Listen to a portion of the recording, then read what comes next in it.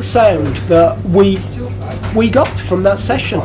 Both recorded very quickly, very cheaply. Both recorded in 8-hour evening sessions and mixed in those in 8 hours. Both sides. Both sides. 16 hours. 16 hours in total. So the A side was what you'd get was an evening special rate, and that was recording at night from 8 o'clock at night. Sorry, they were 12-hour sessions. No, they were 8-hour sessions. Sorry. Starting at midnight till 8 o'clock, 8 a.m. in the morning, and you got a reduced rate if you came in. So that's how the sessions work. So I believe it was £120 for each recording, and we just went in, mic'd up, got the best sound that we could, headphones on, 1, 2, 3, 4, tape rolling, put it down. It was always live mic'd. We used the 8-track recording for both the A and the B side of Scum, as I mentioned, with an engineer that was good at separation as far as we was concerned. He dealt with punk bands, thrash bands.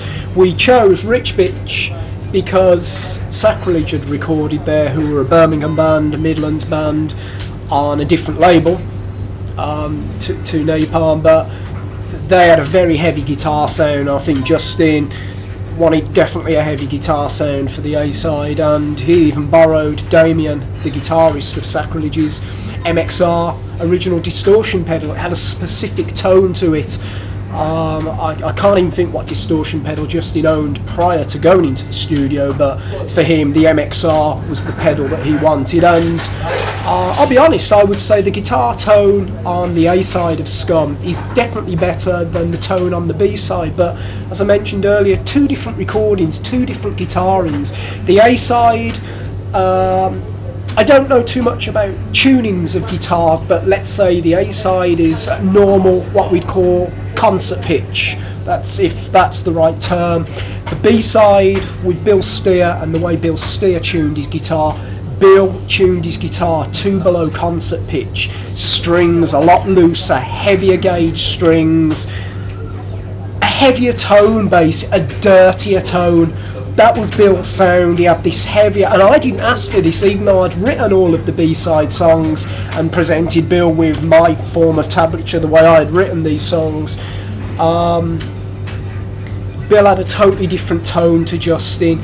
It was heavier, but we didn't quite get the cleanness with the B-side. It's a real muffled, dirty recording, the B-side is for Scum. Two totally different recordings. Same engineer, same studio, same 8-track, same drums, same everything pretty much, same backline. Just two different sessions, two different lineups, and we got a dirtier sound on the much dirtier sound on the B side. It wasn't intentional. It's just that's the sound that we got from that session. Both recorded very quickly, very cheaply, both recorded in 8-hour evening sessions. I think if you wanted to really differentiate between sides A and B, and I don't think it's fair to do so because there was a cohesion, side A is definitely more punk, side B is definitely more metal, and it's one of the reasons why the likes of Nick Bullen, who founded the band, left before side B was recorded, because they were moving towards a more metal direction. So if you want to take a cut-off, yes, side A is definitely much more from the anarcho-punk roots. Side B was moving much more into metal and getting influenced by a lot of what was going on in the really underground scene at the time. However, I don't think it's fair to split them like that. I think they're part of a cohesive work. And one of the fascinating things is it does actually come across so well, spanning between the two. You don't put side A on and hear something radically different to side B. Side A continued into side B, and it was a natural evolution. I didn't grow up with metal, Nick didn't, Justin didn't. We all come from a punk background. Nick and Justin also came from an early extreme noise, power electronics background. We're talking Whitehouse, Ramley, Nurse with Wound. So no, the metal influence came later, I guess. Justin, as I say, Justin wanted more of a metallic influence. He was getting into, let's say, the thrash side of metal. Your Slayer, Creator, Sodom, Bathory, Possessed. It was Justin that turned me on to metal. Not Nick, not anybody else. Justin introduced me to thrash and death metal. Prior to that, maybe I'd heard at school some Motorhead records with, you know, the kids at my school were either rockers or mods. I was the only punk there. I was the only kid listening to alternative music, that being John Peel, indie, alternative, whatever you call it, and hardcore and punk. So the three of us did not grow up with rock, so if anything, it was the last part of Napalm, really, the metal, if you want to call it. It was hardcore, but the crossover was coming from the extreme thrash bands with the hardcore, with the extreme side of hardcore. So that crossover was there, and that really started to come towards the end of 85 and 86, definitely. So we all grew up with alternative music, basically. But we all shared a passion for the extreme side of all of those musics, all those, you know, different categories. I guess living in an industrial city, maybe it did have some sort of influence, some impact, just a way of escaping, basically. The rat race, everything around you, just getting together with some friends and creating this energy, forget everything else around you. I think any scene is a partly coincidental, partly social, partly spiritual. It's a whole combination of factors which lead to a scene coming out of a specific city. Birmingham had always had the tradition of being a metal city, and still does to this day. And I think the fact that it came from that area, and it's more Coventry than Birmingham, to be fair, but the fact is that there was a genuine punk scene up there, an arco-punk scene, crusty punk scene, if you will, from which Napalm Death grew. There was an exchange of ideas, exchange of tapes, and a lot of DIY attitude that was going on very much at the grassroots in that city. Why it happened there? Probably because people were bored and fed up and were looking for something a little different, and they found a way forward. But Napalm Death, I don't think, started out as anything other than just a project to keep people from being bored. And here we are 20 years later talking about that project in the most glorious and wonderful terms. Quite remarkable.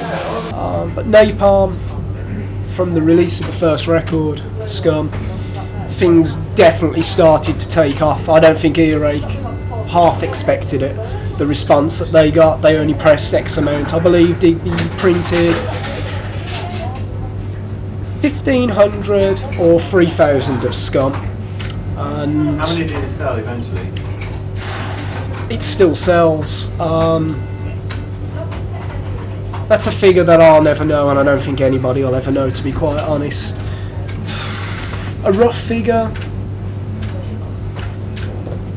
it's got to be over 100,000 for sure. And really? Don't forget, it's had endless reissues. There's all the different vinyl editions, different CD editions. It's never been tampered with as far as remastered, etc., etc., new artwork. Nothing like that's ever been tampered with. Is that something you'd like to do? Or? No. That is the sound, and I believe any recording that's been released. I've never been into this remastered, etc., etc. I see absolutely no point in it. Yes, nowadays you can, as far as remastering goes, boost frequencies, boost the overall volume, let's call it. I see no point in that whatsoever. That's the recording that was caught then, and how it was mastered then. Why change anything? Yeah, there's a couple on the A side of Scum. You've got You Suffer, which was meant to be the shortest song ever recorded. It's like a second and a half. Then you got The Kill, which is about 12 seconds. Then Life is the first track on the B-side. Right. So the B-side, I believe, how many songs on the B-side? It's about 16, I think, on the B-side of Scum. Let's have a look. Wait. Sorry, it's okay.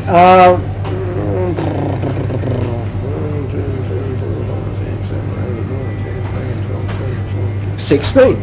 Okay, so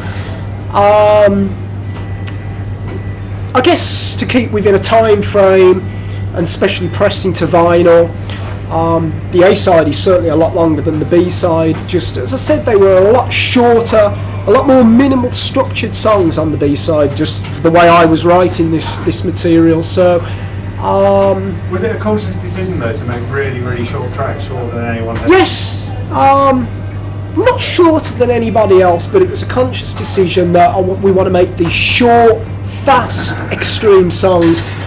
condense, just squeeze it in and play it as quick as possible, and just break it all down. You know, we don't need the solos or anything, or the verse chorus, verse chorus,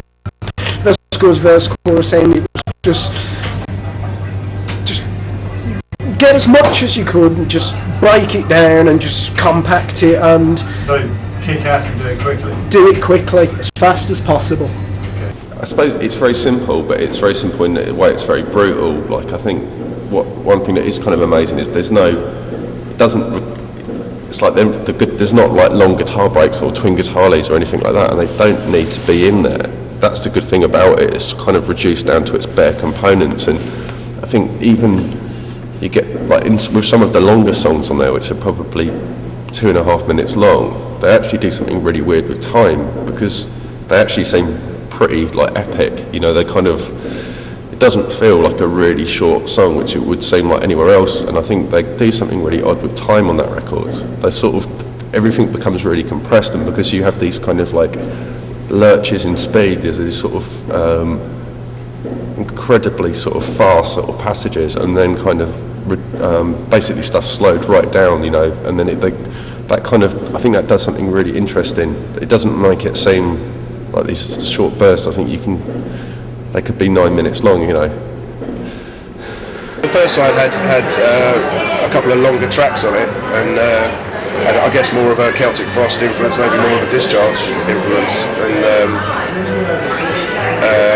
yeah, I mean, you can see that because they originally came from the kind of the anarcho-punk scene, and where, if you hear the really, really early Napalm Death recordings, it was essentially a punk band, albeit a really extreme one, And certainly the second side of Scum has more of the real, the really fast blasting on it, and more of the shorter tracks that they became known for, which I guess, when the band kind of seeped into the mainstream consciousness, that was kind of treated as a highly amusing thing by certain people, that they had songs that were only 30 seconds long and they were incredibly fast, but actually with those, obviously as the band progressed, their songs became longer anyway, but that kind of created the template for grindcore, as a style of music, something that's quite distinct from death metal, and it was that, the coming together of the punk sound and I guess thrash and death metal influences as well, that made it so exciting, because it was something completely new. It wasn't, there were bands around that were playing fast before Napalm Death, but I don't think anyone had played as fast as they played, And if you listen around today, a lot of the bands that are around today, Dillinger Escape Plan and a lot of the kind of technical mathcore bands that are around at the moment, none of that would exist without what Napalm, without the blast beat, which is something that, although it probably had been done before Napalm Death, they kind of cemented the sound, set it in stone, so that that's why they're considered the undisputed, kings of grindcore. If we can find some lights. There we go. This is the old grey room. Not a lot changed, probably amplification, different drums. But it's as I remember, it's still got that smell, still got that studio smell. But the B-side, as I say, on the A-side, we never used rich pitch to rehearse in. This we would use from Enslavement to Obliteration onwards. And if you have a look on the cover, back of the cover of From Enslavement to Obliteration, you'll see a few pictures that were tucked in here. Yeah, it definitely brings back some memories. Desperate to get these back, mate. I talked about the pedal as well. Have you still got that original pedal? No, I haven't. I don't even own a drum kit these days. I own a pair of drumsticks and a tuning key. £10 an hour, so £30, we'd be like, shit, we can't afford £30, you know what I mean? So, we used to muster up, between us a few quid here and there, and that'd pay for like 3 hours, because that's all we used to have, 3 hours. Prior to that, 1998 was the last time I actually performed behind a drum kit. Does it feel weird being? Yes, very weird. But I guess sort of like riding a bike, just a little bit rusty. So you're going to talk us through the blast beat and give us a quick demo, yeah? I'll try my best. Okay.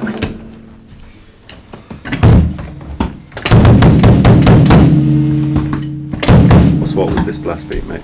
Okay, for the blast beat, as I said, very simple beat, the hardcore beat, the Chaos UK beat, the Disorder beat, which really was kick, snare, and with the kick you're hitting the cymbal. So if we wanted to do it slow, then we've got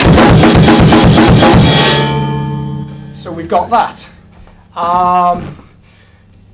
For me, as I said, I wanted to play it faster, and the faster the better.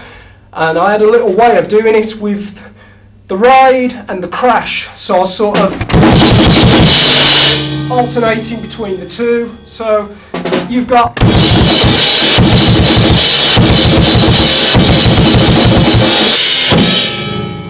that's as best as I can do it. I need a bit of practice again.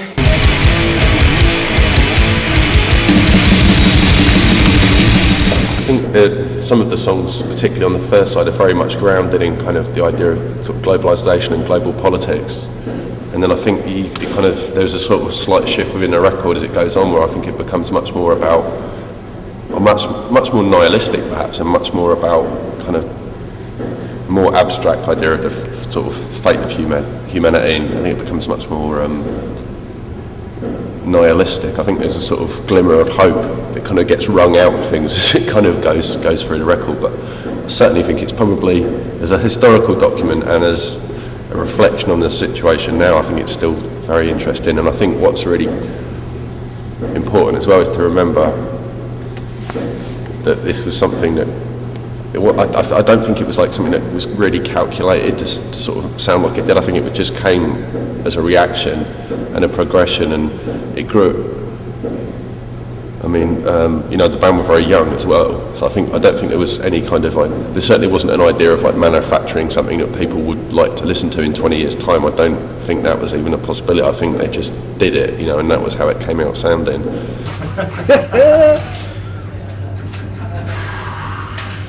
It had its ups and downs, I guess.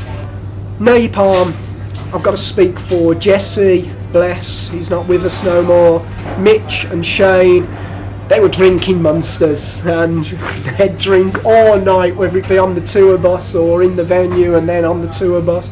They did not stop. They'd go out on the town, come back late night, and I knew, Mick, you're not going to get no sleep till they've come back. Then they're going to continue drinking.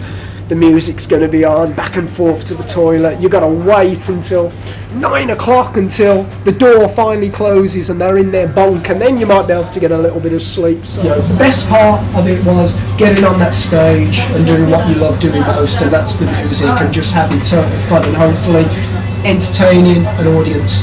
Cool. Regrets? No. I'm proud of every record that I recorded with Napalm. I'm proud of every gig that I performed with Napalm, with those guys, with all the different lineup changes, all the different members. It was an honour, and it's part of my life. It's history. It's then, and they're still now. Me and Barney, if you want to call it a fetish, had a little thing for kicking venue doors down, and as many as possible. Basically, we turn up to a venue, a pair of little kids, and get the sound check done. Then it'd be like, found a door, let's go and do it. What the shit is Exterior that about? doors or interior? Interior, exit, didn't matter. It was like, we've got to do a door, or as many doors as possible. Just. But then you pay for them. But then we pay, but we'd accept the payment. It wasn't like we'd make a fuss about, no, we're not paying for it. It'd be like, we knew we've done the damage, we've got to pay for it. Until doing one show at Coventry University, we'd kicked too many doors down. And the funniest was, the security guy was waiting for us behind the last door that we ended up kicking. They must have been waiting. They're in there. So they waited, all of a sudden we come charging through the door. It come down, the whole panelling came down, everything. Right, got you, get out. I'm in the band, I'm playing, don't care, get out.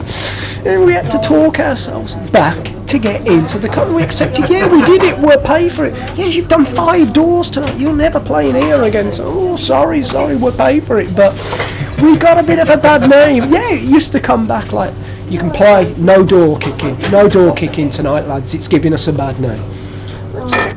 They don't get credit for for being as revolutionary and you know, inventive as they were, you know.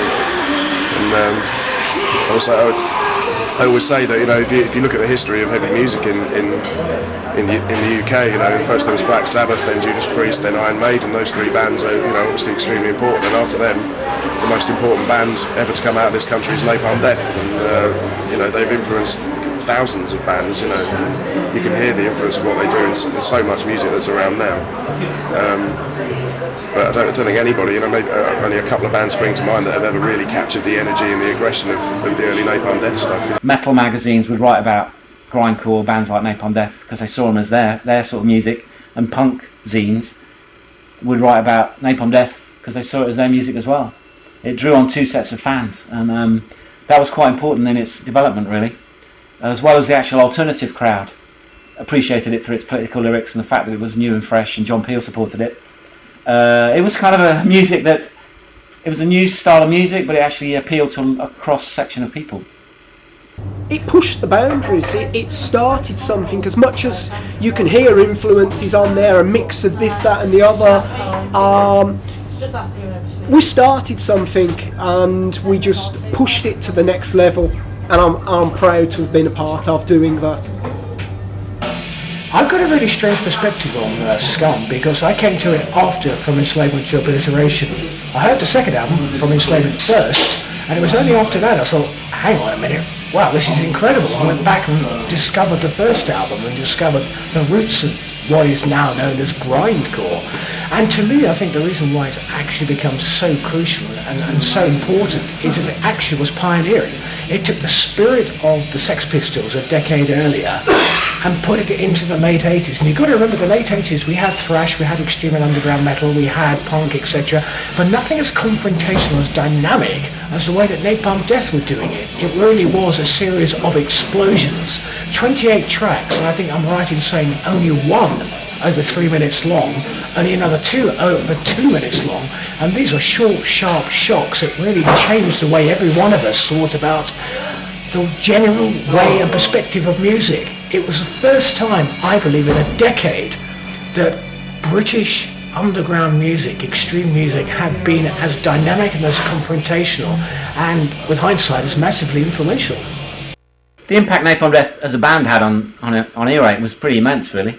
That's an understatement.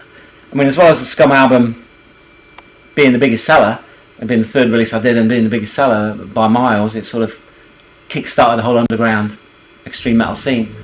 All the projects, all the bands that the members formed after they quit Napalm Death, maybe, you know, like Mickey's Scorn project,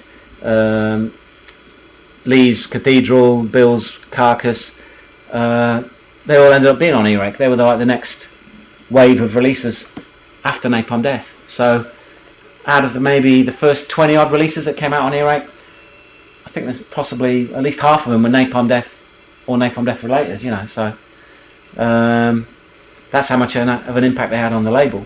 Mickey would be like, check out Morbid Angel. I saw Entombed supporting Napalm Death, so again that connection. I mean, they were such trailblazers. It's hard to overstate how much Napalm Death were the scene, and the flag bearers, the members when they were in the band caused the shockwave. But then when they left, they also formed other bands. You know, not quite as been as successful as Napalm Death, but they've they're up there, and that's their legacy at the end of the day. It's Earache's catalogue and the legacy of the individual members. Scum to me is what started, if you want to call it, my career, my musical path. It was a springboard to many other things, and something that I'm so happy to have been a part of as a member, as a songwriter. It's a bit of history, I think, and I believe, and very proud moment of my life, without a doubt, and respect to everybody that has given some time to that.